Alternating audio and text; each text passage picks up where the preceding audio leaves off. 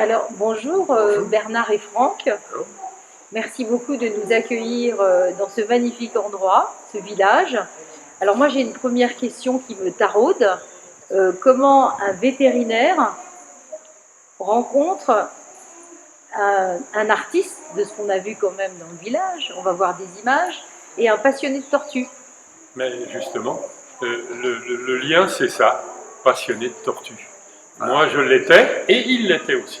Ça dépassait nos professions, si on peut dire. Et c'est comme ça qu'on s'est rencontrés à Lyon, il y a 32 ans maintenant, et que tout a démarré. Je rebondis sur ce que dit Bernard, je dirais que quand on est amateur et passionné de tortues, ça peut être 7 ans, 77 ans, des hommes, des femmes, de toutes les origines. Les tortues, ça rassemble en fait tout le monde. Tous les passionnés de tortues viennent de tout l'horizon. On n'est pas forcément vétérinaire, pas forcément artiste, pas forcément biologiste. Quand on est passionné par une tortue, c'est quasiment une... C'est comme ça nous tombe dessus. Mais en 30 ans, parce que là, le village, hein, vous l'avez créé, il y a... 32 ans. Ah oui, voilà, le village a été créé il y a 32 ans. Voilà, sur la commune de Gonfaron, c'est le premier village. Voilà. Et alors, qu'est-ce qui s'est passé depuis? Bah, Qui a fait qu'aujourd'hui... depuis, il s'est merveilleusement développé, chose à laquelle, finalement, je ne croyais pas forcément. Je me disais que les tortues, justement, ça n'allait peut-être pas intéresser suffisamment de monde. Et puis, dès la première année, en 1988, on a eu tout de suite des visiteurs, de plus en plus, de plus en plus, de plus en plus. On a créé d'autres villages, donc en Corse, au Sénégal et à Madagascar. Et tout ce concept, au lieu de rester tout petit, il est devenu tout grand. Et puis après, les années passant, le fait qu'on ne puisse pas rester à Gonfaron fait que Franck a pris de plus en plus la responsabilité. Et voilà pourquoi on en est aujourd'hui là. Alors, quelle est la vocation de ce village ici, précisément? Au départ, c'était étudier et protéger les tortues. C'était tout simple. Et c'est ce que nous sommes arrivés à faire avec une idée de base qui est pour protéger des animaux, il faut de l'argent. Et comme le gouvernement ne voulait pas nous en donner, l'idée a été d'ouvrir au public ce centre. Et ça a été une idée merveilleuse, parce que le public a suivi, et depuis, il n'y a que le public qui nous finance, et on n'a pas de subvention, rien. Et grâce au grand public, et on est connu dans toute l'Europe pratiquement maintenant, grâce à cela, on a pu travailler depuis 32 ans. Voilà. C'est ça. Je ne peux pas rajouter grand-chose. Et au-delà de cette première vocation de protéger, etc., qu'est-ce qui a évolué, justement Ce qui a évolué, je dirais que on s'est professionnalisé. On a démarré un petit peu avec nos moyens, des moyens associatifs, et progressivement, lentement, on a réussi à créer une structure très professionnelle, avec notamment un espace vétérinaire à l'entrée, avec des vétérinaires. On a des biologistes, des scientifiques qui, eux, tiennent plus, grâce à l'association, voient un petit peu dans le massif des morts, dans le Var notamment, comment fonctionnent les tortues, nous donne plein de notions sur l'évolution des tortues dans leur biotope, et surtout nous aide à les appréhender pour pouvoir les protéger. Donc ça s'est très professionnalisé, on s'est retrouvé avec les talents d'artistes de Bernard de communication, les talents des vétérinaires pour la santé des animaux, les talents des scientifiques. En fait, c'est un ensemble de talents qui se sont réunis, qui sont en train de faire une harmonie en fait, autour du même projet de protéger les tortues sauvages. Bon, et puis il y a plein de tortues ici. Il y a des petites, des moyennes, des plus grosses, puis de plein de régions. Donc comment ça se fait? Comment tout ça s'organise? Au début, tout a commencé sur la petite tortue d'Hermann et sur le petit village de Gonfaron. Et justement, ce qui a beaucoup changé depuis, c'est que maintenant, on s'est étendu à plein d'autres pays, et je dirais même au monde entier.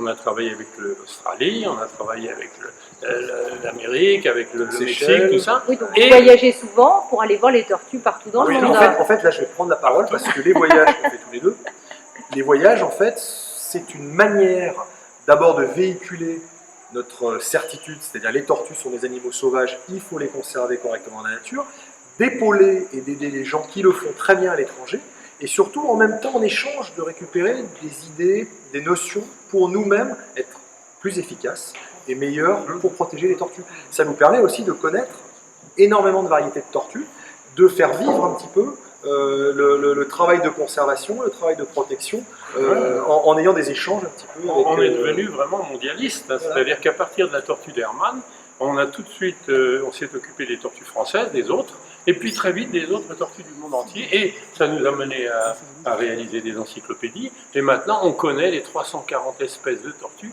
dans leur milieu Oui, j'ai naturel. soulevé, c'est marrant que vous disiez ça, j'ai soulevé dans le petit panneau Oui. éducatif Oui, combien il y a de types d'espèces. voilà. Ça Hein. tombe bien, j'ai l'image. Voilà, vous avez gardé en mémoire 340 340 espèces de tortues, et encore ça évolue un petit peu, hein, mais bref.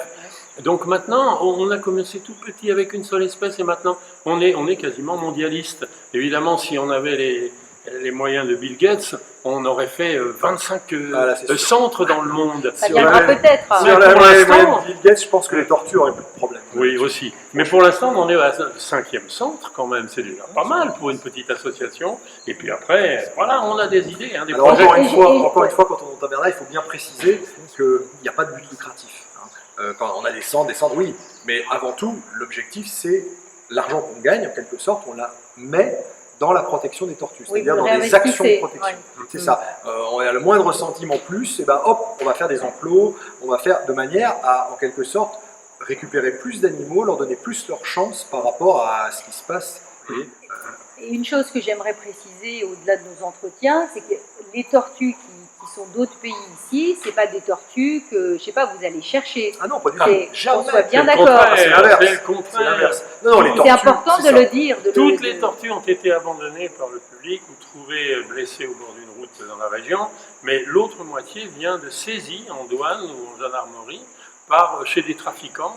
Je vous parlais l'autre jour des tortues de Bornéo ou de Guyane. Eh bien, ce sont des trafiquants de Marseille qui un jour, on leur a pris leurs animaux. Et notre boulot reste toujours, avec Franck et moi, notre idée c'est de les ramener un jour dans leur pays d'origine. Oui, l'idéal, c'est qu'elles soient dans la nature. Après, Voilà. c'est vrai que c'est compliqué de rapatrier des animaux. Il y a des problèmes sanitaires, des problèmes génétiques, comme on en avait parlé. Il y a des problèmes de localisation. Une tortue qui va vivre quasiment du sud de l'Afrique du Sud jusqu'au nord de l'Éthiopie, c'est compliqué d'arriver à savoir où est-ce qu'on va la ramener quand on ne connaît pas l'origine. Et la plupart du temps, malheureusement, on ne connaît pas l'origine des tortues qu'on nous abandonne. On ne sait pas d'où elles viennent. Voilà. Voilà, donc j'ai une autre question d'ailleurs, sur toutes les tortues qu'on peut vous apporter, comment ça se passe exactement? Parce que, est-ce que vous les acceptez toutes? Comment vous gérez cette situation? On aurait vocation pour toutes les accepter.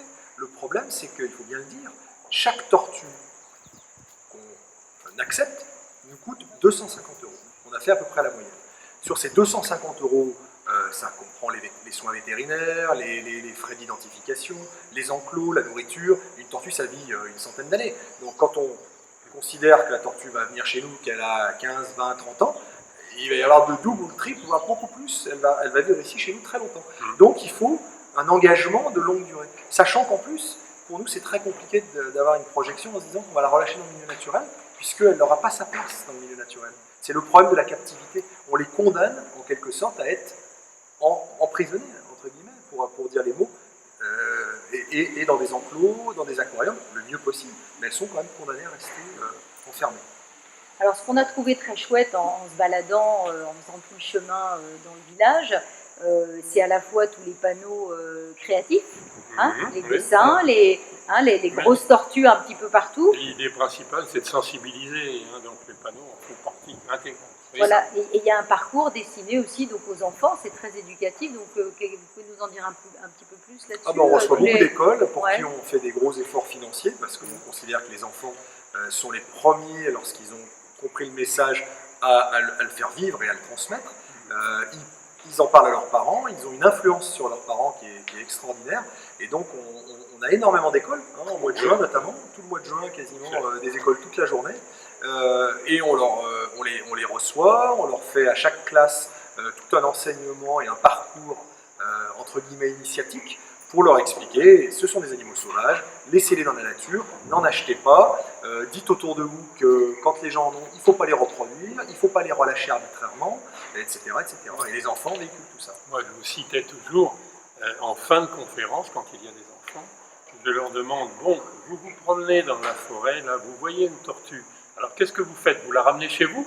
Et j'attends que tous me disent, non! Ça, c'est pour nous, ça y est. C'est vrai qu'en bon. général, en C'est cœur, bon. une fois que tu leur as dit ça, ils disent tous en cœur, non, on la laisse Ouais. dans la nature. Sinon, je les frappe d'ailleurs. Mais, non, mais c'est ça, D'ailleurs, on a pu remarquer que les tortues, Oui. contrairement à ce qu'on pourrait penser, Ah. parce qu'ils avancent tout doucement, Ouais. ont l'air des fois un petit peu, et j'ai lu que ça pouvait être des animaux un peu violents, un peu... Oui, non, j'aime pas le mot violent. Non, c'est peut-être pas le Mais mot il ne très faut pas adapté. penser que ce sont Oui. des animaux d'un Oui. calme et d'une passivité totale. Oui. D'abord, les mâles, comme chez beaucoup d'espèces, on en entend, je crois, derrière nous, les mâles, 2 fois dans l'année, souvent, commencent à avoir un rituel extrêmement violent. Et il y a certaines espèces qui se mordent, qui se blessent. Et les tortues qui sont derrière nous, du Sénégal, les mâles arrivent à se retourner mutuellement. Et quand un mâle est sur le dos, il dépérit au soleil. Donc, non, il ne faut pas, d'ailleurs, les clichés sont toujours faux. Hein. Les Non, mais c'est tortues pour ça que je pose la ne question. sont pas pour qu'on agressives, comprenne mais elles comment peuvent ça- être très très vives et avoir des rivalités parfois remarquables et impressionnantes. Oui. Oui, les tortues, ce sont, comme on a dit, des animaux sauvages, et il y a 400 espèces différentes. Donc sur les 400 espèces, entre la toute petite tortue des États-Unis qui va faire maximum 100 grammes taille adulte, et la tortue géante des Galapagos, il y a une variété considérable, hein, même dans les régimes alimentaires, dans les comportements, et donc réduire la tortue à une petite tortue terrestre, même qu'on trouve en France, c'est trop limité. Il faut Alors, pouvoir- en se promenant aussi, on est tombé sur 2 personnes de vos équipes pour la nurserie. Oui. Et- Donc, comment ça s'organise ça aussi? On avait des toutes petites tortues, là, minuscules, Oui, qui là, se ce sont mettaient... Voilà, vous avez compris que quand une tortue est petite, elle a beaucoup de prédateurs éventuels, hein. Même ici en Provence. Donc on les protège pendant 6 ans dans des filets et des grillages, de façon à éviter d'être mangés par les pies, les fouines, les rapaces, etc. Voilà. Et c'est pour Ouais. ça qu'on les met là. Mais il faut bien expliquer que toutes ces petites tortues ne sont pas forcément nées ici, même c'est rare, puisqu'on sépare les mâles des femelles, on ne veut pas de reproduction ici, en tout cas pour ces tortues-là. C'est encore une autre explication à donner, mais c'est compliqué. Et surtout, ce sont des animaux qui sont amenés parce que les gens les reproduisent chez eux et arrivent brutalement au village avec 40, 50, 60 petits bébés dans des caisses et nous disent on ne peut plus s'en occuper, on en a trop, prenez-les. Et ils ne nous laissent pas le choix. Donc nous, on est obligé de les installer quelque part. Voilà. Un des grands messages qu'il faut transmettre dans les médias, d'ailleurs, c'est de dire si vous avez des tortues chez vous, bon, c'est pas brillant, mais au moins ne les faites pas reproduire. Voilà. Et ne les relâchez Et pas non plus dans comment la on peut nature. faire pour... Séparer les mâles des femelles, c'est tout. Tout simplement. C'est tout, Tout simplement. Oui. Voilà. Bon. Ou alors, il y a des gens qui les font pondre dans un coin, un peu de sable, et puis qui détruisent les œufs au moment de la ponte. Voilà. Hein. Bref, c'est tout un. On ne peut pas détailler tout ça. Alors j'aurais une dernière question. Quels sont les projets? Parce que je crois qu'il y a beaucoup de projets ici, il y a beaucoup d'énergie. Il y a énormément Donc, il faut qu'elle d'énergie. soit Alors les utilisée, projets, Bernard, lui, de son côté, qui est un artiste, va nous faire une tortue géante pour accueillir les visiteurs à l'entrée. C'est une tortue géante des Galapagos qui est extraordinaire. Hein. C'est une tortue avec un cou qui est tout aussi long que sa carapace, quasiment. 4 mètres de haut, ça va être un Ça va animal être, voilà. qui vient de l'île Rodrigue, là-bas, là, loin. Hein. Et ça va être spectaculaire parce que là encore, on touche au problème de sensibilisation. Les gens, quand ils voient... il y a une chose qui plaît énormément sur la place centrale, c'est bizarre, c'est la fausse carapace dans laquelle on peut se glisser. Pour des enfants, c'est formidable de se glisser à l'intérieur d'une tortue, en fait, d'une fausse tortue, et ils se croient, ils se prennent pour une tortue. Eh bien ça, c'est une expérience formidable pour un enfant. Oui, Voilà. Formidable. Vous pouvez y aller aussi, vous, si vous voulez. Ça, on c'est va le projet de tester. l'artiste. Voilà. Ensuite, il y a d'autres projets, Alors, il y comme a d'autres notamment projets plus sérieux. avec l'association Soptom, donc l'association qui est à l'origine de tout ce qui se passe et qui vit toujours au sein du village des tortues. Donc l'association Soptom, elle, et le village des tortues, on est en train de créer un bassin géant pour récupérer le maximum de tortues sur toute la région Provence-Alpes-Côte d'Azur afin de vider, entre guillemets, de la nature varoise les tortues aquatiques qui n'ont rien à faire à cet endroit-là pour promouvoir en fait la tortue française. Donc ça, c'est un gros projet. Il y a plus de minutes, c'est fini. Non. En tout cas, je crois que vraiment on a eu beaucoup d'informations. C'est vraiment gentil à vous de nous Avec avoir plaisir. accueillis. C'est un super projet, bravo. Et Merci. voilà, Et puis, Be Love Be Happy pour les tortues. Exactement, bien bien. Ah oui, ah oui, Merci en tout évidemment. cas. Avec plaisir. Merci. So you're the fire, you're the flare, you're the song inside my head, and I will taste every note.